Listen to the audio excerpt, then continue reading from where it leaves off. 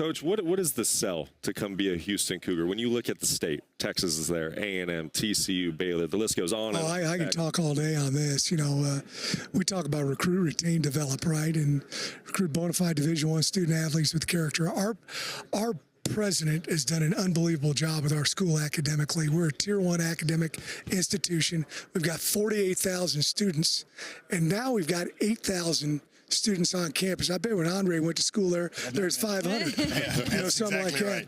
So that I think is very unique. We've got unbelievable facilities. We're finishing a brand new football operations center, which will be the top facilities for football program in the state of Texas.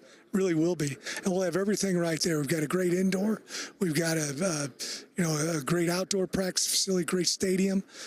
So the sky's the limit. That's when, I was not actively looking for a job or anything, but my another part of it was my two daughters were already living in Houston. Oh, wow. So we were taking our vacations coming to Houston, and I don't know what I'm going to do now, but it just was a win-win for my wife and I. Just really proud to be the head coach there.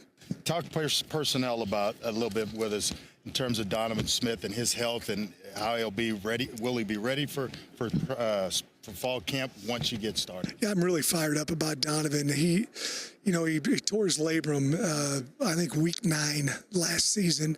Didn't get the surgery until early January, so he couldn't go through spring ball.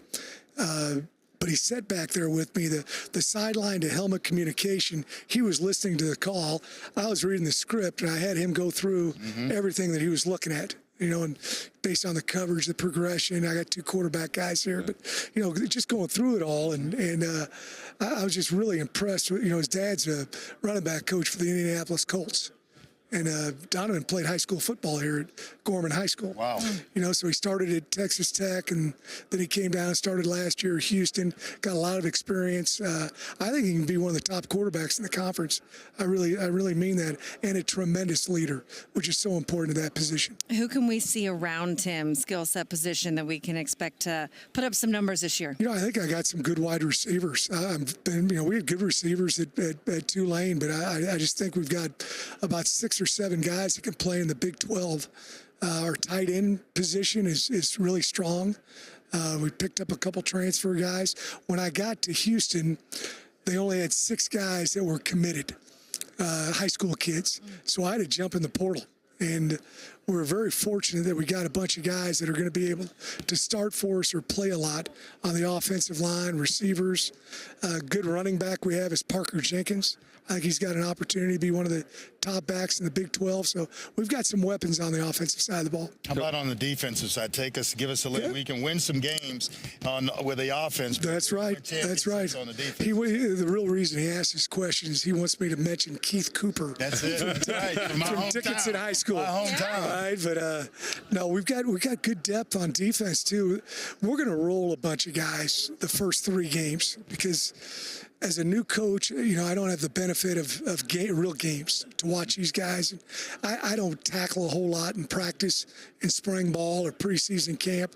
So I'm going to play probably 20 guys on defense and rotate them, and probably 20 guys on offense too. And then that'll determine how much guys going to play, come week 2, week 3. By the way, that worked for Mike Gundy on the offensive side. He hit the reset button he did. last year after the first 3 games and figured out what to do. We played South Alabama the week before him, and then he's totally changed what he was doing and started running the ball and started winning a bunch of ball games. This guy named Ollie Gordon became a pretty good player. Pretty good player.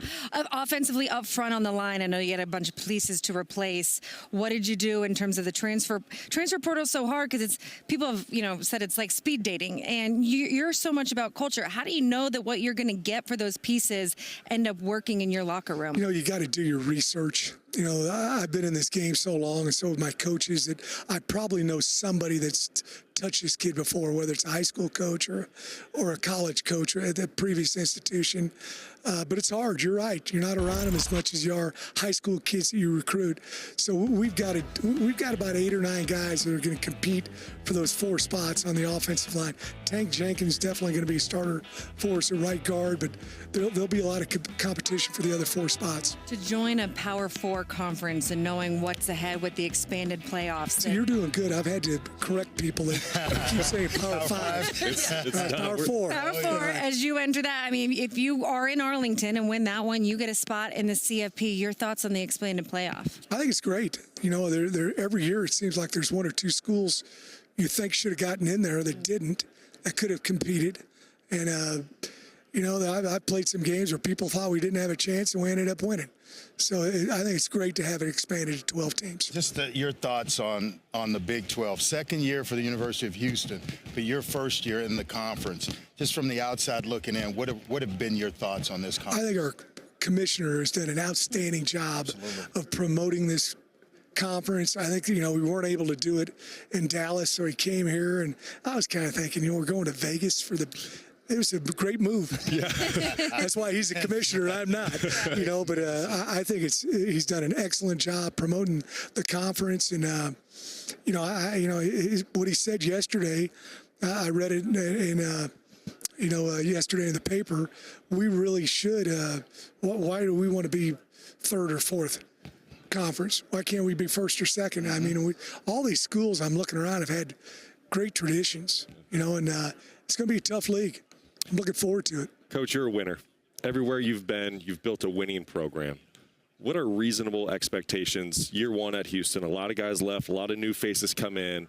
What's a reasonable expectation for the fan base? Well, we need to get it going quickly. And I told our guys we don't have 3 years to build culture. We got to do it now. They got to trust me. I got to trust them. They all started with a clean slate when I came in there.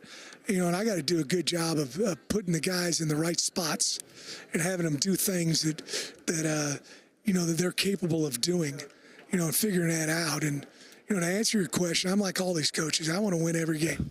You know, that's you know, and I've had a slogan 1-0 since 1993. Yeah. Everybody just says it now. And it's not changing. And it's not changing for me. We do it every day. But, you know, I just think it's so important to be consistent and, you know, the sky's the limit of Houston. I really believe that. You talk about winning quickly. Week 2, you got to head to Norman and go play Oklahoma.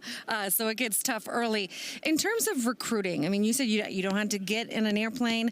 With all the talent that's around the state of Texas, what is the priority on recruiting high school players versus the transfer portal? We're going to try to sign 20 to 25 high school kids every year. You know, we're going to use the transfer portal like you talked about earlier.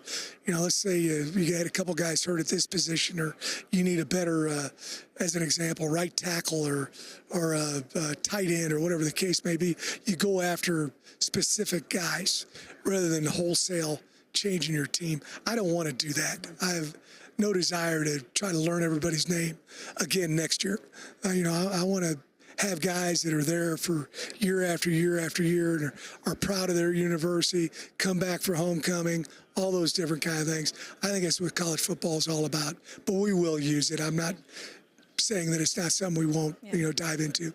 Any youngsters that haven't gotten the attention that we can maybe keep our eyes on as the season unfolds?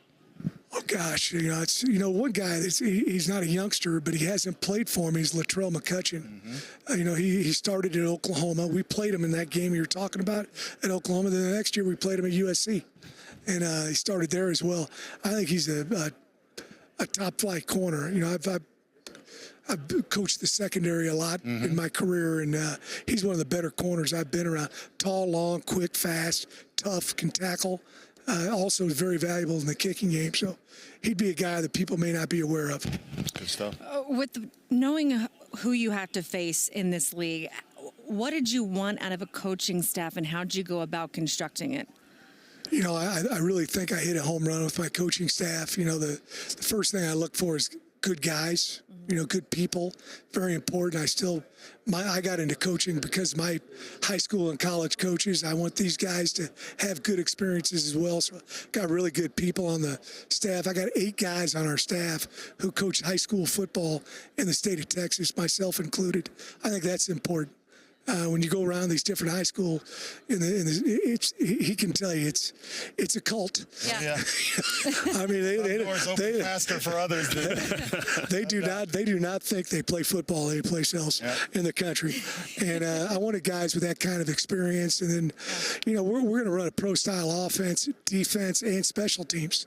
And I think I got 17 guys playing the NFL from Tulane. I think 12 of them we were their only Division I offer. Wow. All right, so we did a great job of developing these guys, technique fundamentally, and then they were able to fit in with the schemes that these different teams run, because most of the NFL is very similar in what they do. Yeah, copycat league. How important is that in recruiting when you have that in your back pocket to kind of spit a stat out like that you're I think it's huge. Yeah, I've had a bunch of guys go on and play that.